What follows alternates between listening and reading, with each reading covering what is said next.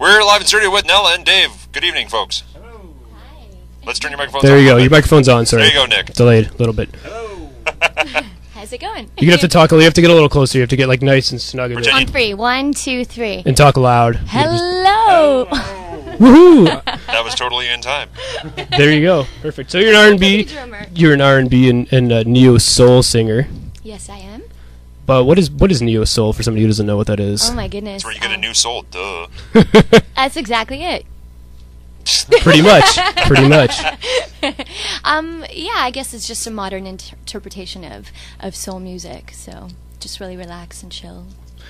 Now, how did you get your start in music? Oh my goodness. Well, I've been around music pretty much my entire life. I started off playing classical piano, believe it or not, but that didn't last very long. Been around music pretty much my entire life. Yeah. What's been the biggest challenge for you then in your career? The biggest challenge, my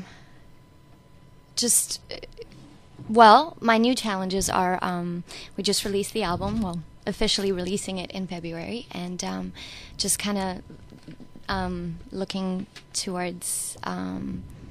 Oh my goodness, I'm getting stuck on all these questions. I don't know what's going on.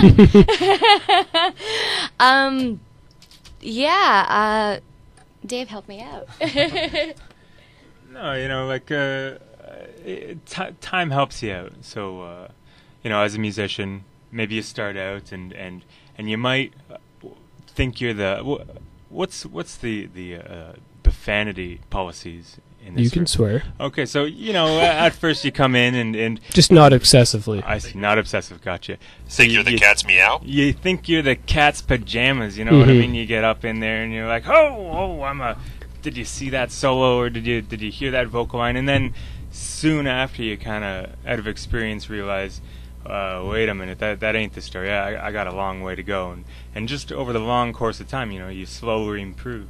So that's the challenge. That sometimes you're not even aware of that challenge, but they come and go. So I have to agree with that question. Now, your EP coming out in February. Yes. It's a Factor grant. You got it through. You had a Factor grant support you on this one. Yes, we did. Yeah. What's the process like going through Factor grant? How difficult is it, and how much work is it? Oh my goodness. Well, this isn't the first application. It was definitely, I believe, the second or the third. So we just kept trying. You just realize the competition is huge out there, so you got to be prepared with a really good demo. And just follow up on the reasons why you were refused the first time and the second time and whatnot, and just kind of apply that to any new applications. So I don't even know, hundreds, thousands of applications go through, and only a handful of us get it. So been very lucky this time around to have received it. How long does it take you to apply? I mean, from the time you send in the application, how long do you got to wait to hear back? 4 months. 4 months. Is it a nervous 4 months? Not really, because you're doing other things and you're gigging and you're working and you're just kind of, embracing other things in life and music and whatnot. But yeah, as it's getting closer, you're just waiting and, you go on the website and you hope that your name is going to be in that long list of artists, or short list of artists, really. So, yeah, yes and no, I guess. I'm not going to ask you how much money they gave you, but I mean, is it a set amount each time, or is it different? Is it just based on what your needs are as a musician? Yeah, pretty much. I mean, if you're applying for a demo, which is what we applied for, like a commercially released single or just an EP, I think the cutoff is like $1,500. For other bigger things, other longer like LPs and whatnot, then they definitely support you a lot more. But nonetheless, like even getting that and just getting the recognition this year has been tremendous. So really excited and really happy, blessed, really. You've listed your influences as being anyone from Alicia Keys to the Roots. Is there any particular influence that's been sort of a stronger influence for you musically?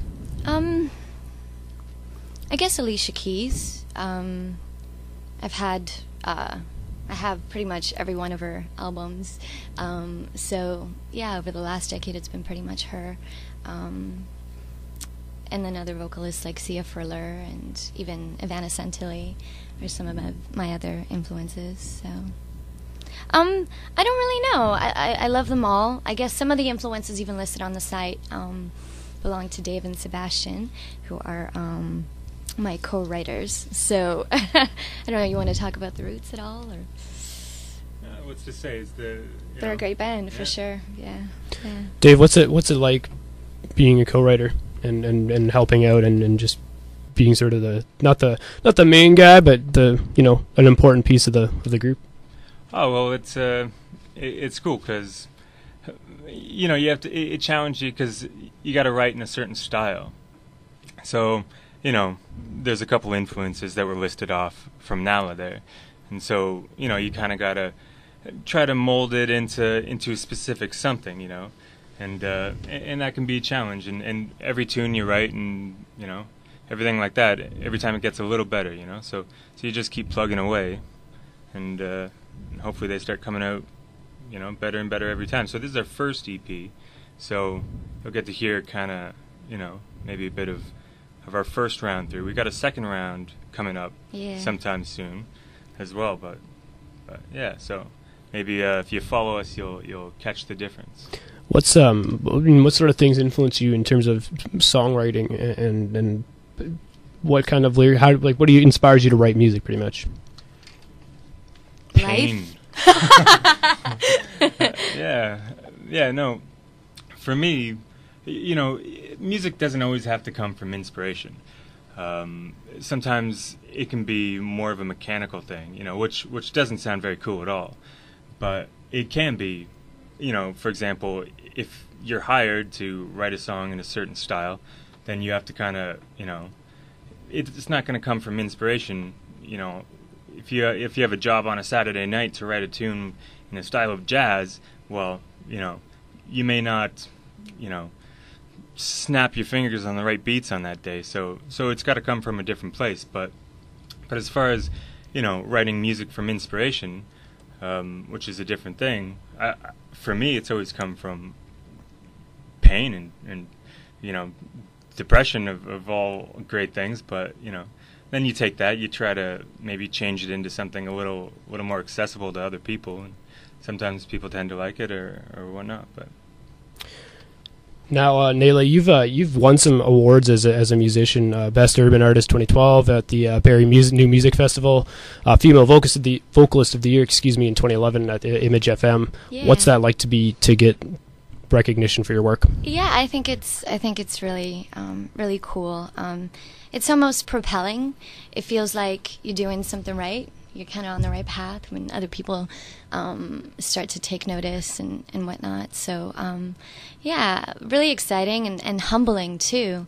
I get really excited for the day, and I just tweet about it or tell Dave about it or something, and then do my happy dance or whatever. So, yeah, exciting and humbling and rewarding and all those things. So.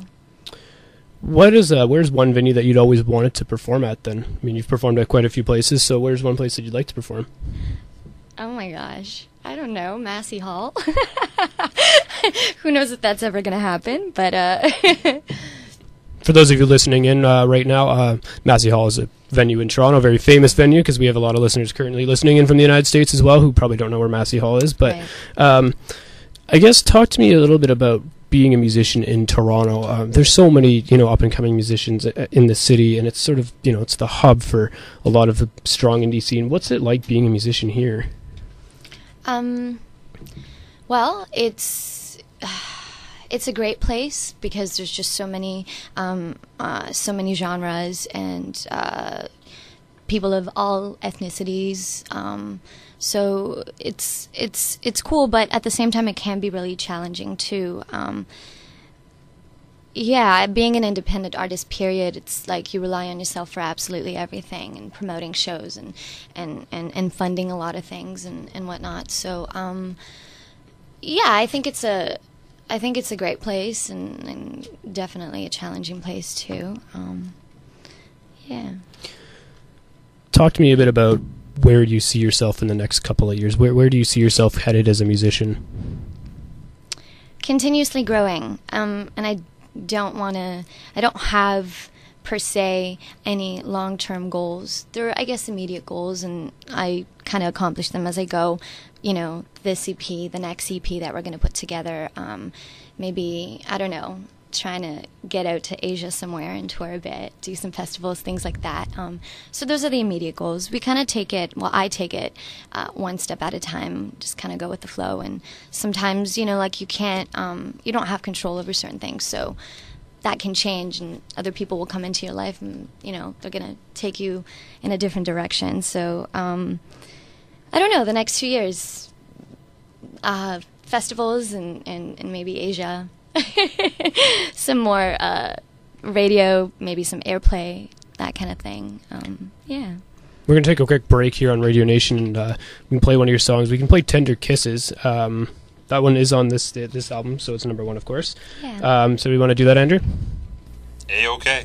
All right, so you're listening to Radio Nation. I'm your host, Nicholas Pescod, along with Andrew Phillips. Yo. And Nala and Dave here live in Toronto, Ontario, Canada. So you can follow us on Twitter, and if you have a question for them, you can tweet us at radio_. And you're listening to Radio Nation. I'm Andrew. That's Nick. That's Nala. That's Dave. Hi. Hello. Hey. Yo. So when you guys were on the way to the studio here, what were your first thoughts about coming? How excited were you? Oh my God, why is there so much traffic? I was just Yeah. going to go down there. I was going to go, oh, you son of a hoe, what the hell, turn left here. No, don't turn Well, it left, depends on turn right. which way did you come from? Well, we got off the not the DVP, the Gardner, and took Carlos Street, but then it just came to, like, then you had to turn, and then we somehow ended up on Pip. I'm like, where is this place? So that's what was in our brain on the way here. Mhm. We got Yeah, here, we thought- it's a little. Where the hell are we? Does this place even exist? It's a little tricky. I take the Gardner, and it's easy to get off at Bloor, like the exit at Bloor, Danforth, and then go up.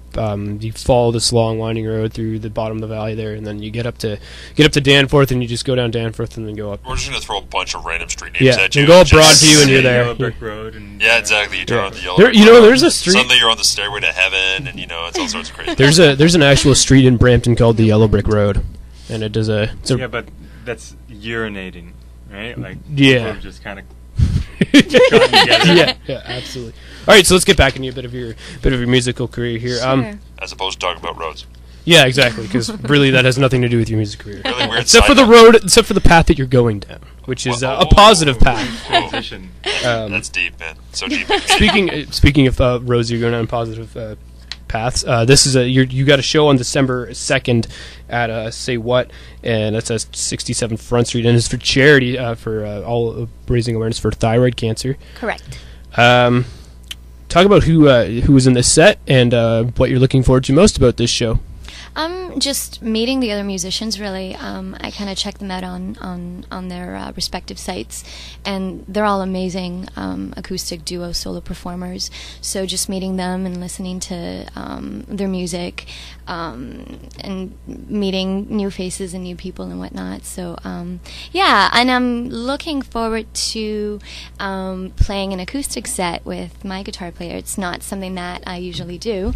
Generally, I'm backed by a full band, so this is definitely going to be a slightly different show. So it's exciting for me just to revamp some of the songs to accommodate them to an acoustic sound. So How important is it for you to find the right band members? it's so important. Oh my goodness. We've had okay. We're not even gonna go there. From our previous changes? experiences, no, the band that we have currently is really solid. All the musicians are absolutely amazing. So we've been fortunate this year to finally have the band that we've always really dreamed of having. It's so important. You have to be on the same level. No egos. You know what I mean? Just want to be cool, and everybody gets their moment to shine in the band. So I don't know, did you want to touch on that a bit? No, that's it. Yeah, but it's a big struggle sometimes. Working with other musicians, because sometimes we've had some musicians that bass players. Let's talk about some bass players for a second. You don't usually think of a bass as a lead virtuoso instrument, but somehow, in the midst of a 5-piece band fronted by a female performance, they tend to get in there. they step in front, and so no, but issues like that come up and whatever. It becomes a challenge, but when you strike a really good musician, and that's the thing you want to do, you want to play with people that are better than you, so you can learn from them, and we definitely got some. I hope that's where you were going with that. It sounded like you were talking about striking a really good musician. You beat them down so that you can be better. No, nothing like that. But yeah, we're fortunate right now to be in that situation where we can learn a lot from our fellow musicians. So it's a good spot. Is it hard to book shows because you have to accommodate not just yourself but 4 other people in the band?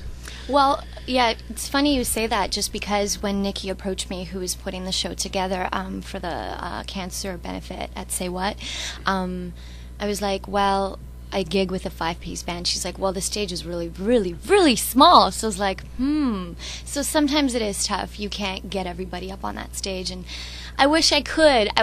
Because the sound as a full band, I mean, it's just, there's no comparison. But yeah, sometimes it's tough, and we've played some small stages with a 5-piece band, and we're like literally, you can't move sometimes, but it can be challenging for sure. Do you have to, when it's just a smaller stage, and do you have to sort of pick and choose who comes? Well, yeah.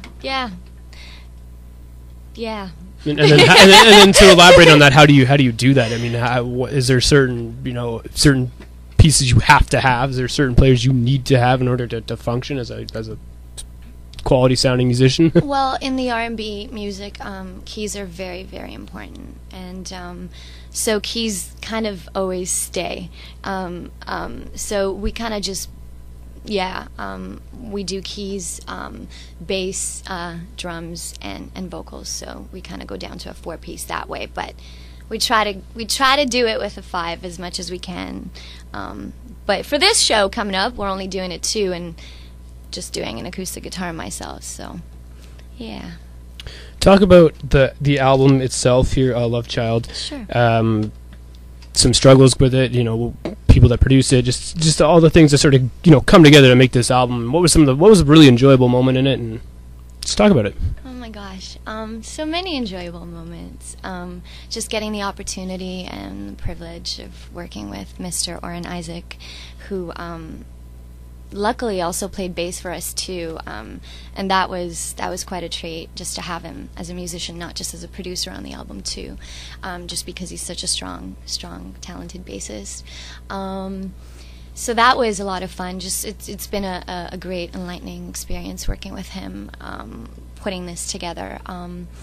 For those of you who don't know Orrin Isaac, he's been, he's a big boy. He's he's the MD. Are we talking size-wise? Like he's a big boy? Well, we're talking size-wise. We're talking metaphorically in the music world. In the business. He's a big guy. He's a big cat.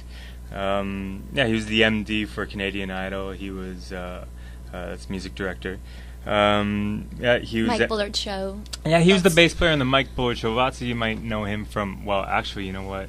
Like, you guys are still kind of young. I know the Mike Bullard Show. Okay, cool. Yeah, that was right when we were kids, but I'm aware of what you're saying. That's right. You know that bass player? Go way back in time. Yes. You can remember. To the 90s. Oh, they served pancakes at McDonald's. Pizza at McDonald's. That's true. See, he's not that young. I remember that. But yeah, so he was the bass player on that show. He was the guy they'd banter back and forth. So he's a big dude. So he does a lot of production and produces a lot of stuff. And we were totally fortunate to get a really good rate with him. So he hooked us up big. And just taught us the ropes. He really took us through a whole process of how to produce and all that. So it was really fortunate. Aurora. I want to talk about Aurora. Getting back to Orrin Isaac, what did you learn most about him? Oh, snap. Or from him? We're talking about Aurora. Pull the fast one on me. We're talking about Aurora. Sure, hold on. Switch thoughts. Sorry, what was the question? Talk about, Warren Isaac. What was like? You worked with him, and you said you learned a lot. What sort of things did you really take away from that experience of being with him? Okay, go ahead. Yeah, production and songwriting. That's pretty much what we were learning. It was very much like a mentorship. He had a lot of advice to give, and he wanted to see us kind of step out of our shells. He didn't just want to do everything for us, He just wanted to kind of give us an education, and he succeeded big time, Yeah. After we took what he taught us, we did another Grant application, and we got another grant right after. with Ontario Arts Council. Yeah, with Ontario Arts Council this time, which was a little more fruitful than the first Factor grant. So Hey, don't hate on Factor. No. But no, he taught us how to think about form, structure, about lyrics big time. Because being a musician, I just think of melody and I'm just going to play this for the lick here, and it's all about the musician. But most people listen to lyrics when they listen to music. Right. Yeah, that's something that I didn't really understand, But so things like that, there's lots of stuff we pulled away from working with him, and that's just some of it. Before I interrupted you there, you mentioned Aurora Cowie. That's how you pronounce her last name, right? That's correct. Yeah. The trumpeter. So, what was it like? I guess being working with her. It was amazing. Dave met her at work, actually. They used to work at LA Music together, and he's like, "I'm going to bring another girl into the band. How do you feel about that?" And I was like, Were you a little jealous? Like, I want to be the only girl? Tiny little bit. Then I met her, completely down to earth, awesome girl, amazing trumpet player. She brought me to tears when we had her in our rehearsal space, and she just played trumpet on Tender Kisses. I was like, "You're bringing this thing that was missing in this music for so long," and just so we really lucked out with her and Karen and Yarek and Oren and everybody that contributed. So for sure. Now, how do people get a hold of you on your website? I mean, what's your website, social media? How do people find your music? Right now, so website is nalamusic.com. I'm also on Twitter, Nala Music, Facebook, Nala Music, YouTube, B1 Nala. Don't ask. Also SoundCloud. I'm new to SoundCloud, so bear with me as I figure all this out. But eventually on Bandcamp and iTunes when we release the album in February officially. Now, that was what I wanted to get on next, is the February release. Do you actually have a date for it? Well, yes and no, kind of. We know that it's going to be in February just because the name of the album is Love Child, so we just wanted to kind of keep the theme with Valentine's Day. So right in and around for sure. But not on Valentine's Day. No. Well, I don't know how many people we can get to come out. They're going to be too busy romancing and whatnot. Right, absolutely. Nick will be free. Yeah. I don't think I'll have it. You're free, right? Yeah. You're the recently single guy here. So sometime in February, though, we can expect the album to come out. And Right. What are you most excited for about the release part? Do you have a venue in mind that you wanted to have it at? Yeah, I have a couple in mind. Oh my goodness. Yes, I do. I swear I do. The Painted Lady. Yeah, not too big, not too small. Yeah, it's It's a nice, quaint little place. Yeah, it has a rep for live music, so definitely a place like that. So in and along those lines, yeah, I'm excited about it, nervous about it, stressed about it, all that stuff. Just because I've never planned to release. This is my first go at everything. This is actually my first radio interview. Right on. So it's the first for everything. So really. how So nervous? when you do an actual interview, you'll be nice and ready for it. Yeah, Yes, when I do the second one. So how nervous were you when you got here? Like on a Oh, scale I was so of, nervous. Are you still nervous? I was trying to keep my composure, and honestly, like I'm sorry. Go ahead. Because, I have to go out there and greet you, and here comes the Jolly Green Giant to come out and get you, and that'll make you all nice and calm, right? I'm sorry, guys. What am I getting into here? Yeah, I guess I was pretty nervous. You could tell by my first response. I was like, this can't be that hard. Come on, brain, think. So, I got Dave here, my partner in crime, to kind of bail me out in situations where I get speechless. And Dave, is this is your first radio interview, or? Yes. Oh, Let me help him out. Yes, it is.